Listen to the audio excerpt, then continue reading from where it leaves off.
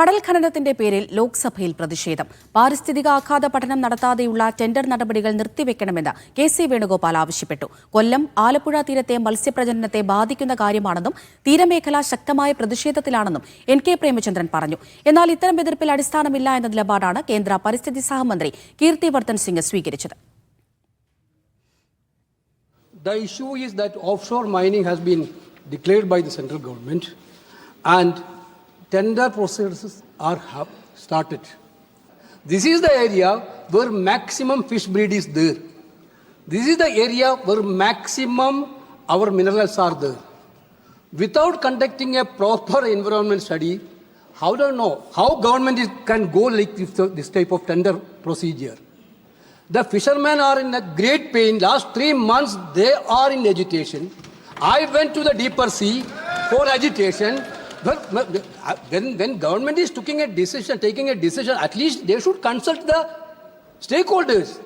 Defined है कि जितने भी एनवायरमेंटल सेफगार्ड्स की जरूरत है, अभी स्टेज पे only the auction process has been initiated.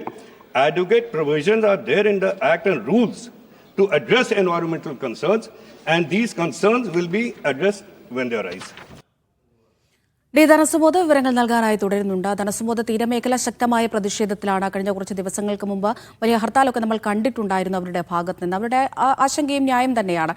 എന്താണ്, നിലപാടിൽ ഉറച്ചു നിൽക്കുകയാണോ കേന്ദ്രം ഇപ്പോഴും?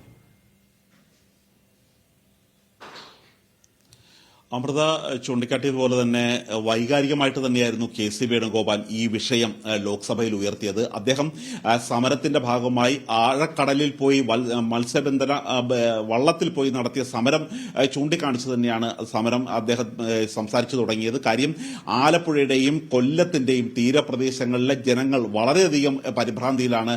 മാത്രമല്ല, പ്രതിഷേധവും ഹർത്താലും നടന്നുകൊണ്ടിരിക്കുകയാണ്.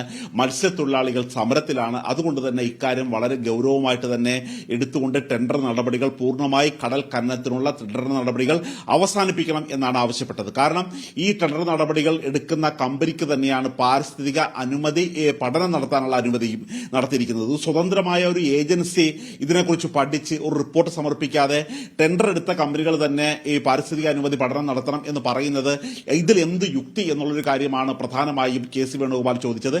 കെ.സി. വേണുഗോപാലിന്റെ എല്ലാ ചോദ്യത്തിനും പിന്തുണ നൽകിക്കൊണ്ട് തന്നെയാണ് കൊല്ലം എം.പി. കൂടിയായിട്ടുള്ള എൻ.കെ. പ്രേമചന്ദ്രനും ചൂണ്ടിക്കാട്ടിയത്. അദ്ദേഹം പ്രധാനമായും പറഞ്ഞത് ഈ തരത്തിലുള്ള പരിസ്ഥിതി അനുമതി ഇല്ലാതെ എങ്ങനെ മുന്നോട്ട് പോകും എന്നുള്ളൊരു കാര്യം തന്നെയാണ് പ്രേമചന്ദ്രനും ചോദിച്ചത്. ഈ സമയത്ത് കീർത്തിവർദ്ധൻ സിംഗ് സഹമന്ത്രി അദ്ദേഹം പ്രധാനമായും ചൂണ്ടിക്കാട്ടിച്ചത് ഇത് കേരളത്തിൽ തന്നെ ഒരു സർവേ നടത്തിയതിനു ശേഷം മുന്നോട്ട് പോകണോ വേണ്ടേ എന്നുള്ളൊരു കാര്യം കേരളത്തിൽ തീരുമാനിക്കാം, സംസ്ഥാന സർക്കാരിന് തീരുമാനിക്കാവുന്ന ഒരു കാര്യം തന്നെയാണ്. അല്ലാതെ അടിസ്ഥാനരഹിതമായ കാര്യങ്ങളുടെ മുകളിലാണ് ഈ എംപിമാർ ഈ തരത്തിലുള്ള ഒരു പ്രശ്നം ഉണ്ടാക്കുന്നത് എന്നുള്ളൊരു കാര്യമാണ് പ്രധാനമായും കേന്ദ്ര സഹമന്ത്രി പറഞ്ഞത്. പക്ഷേ ഇത് ജനങ്ങളെ ബാധിക്കുന്ന ആയിരക്കണക്കിന് ജനങ്ങളുടെ 10,000-കണക്കിന് ജനങ്ങളെ ബാധിക്കുന്ന പ്രധാനപ്പെട്ട പ്രശ്നമാണ്, മത്സ്യത്തൊഴിലാളികളെ ബാധിക്കുന്ന പ്രശ്നമാണ് എന്നുള്ള കാര്യം ഉയർത്തിക്കൊണ്ട് വളരെ അടിയന്തരമായിട്ട് തന്നെ ടെൻഡർ നടപടികൾ അവസാനിപ്പിക്കണം, അതുമായി മുന്നോട്ട് പോകരുതെന്നാണ് കെ.സി. വേണുഗോപാൽ ലോക്സഭയിൽ ആവശ്യപ്പെട്ടത്.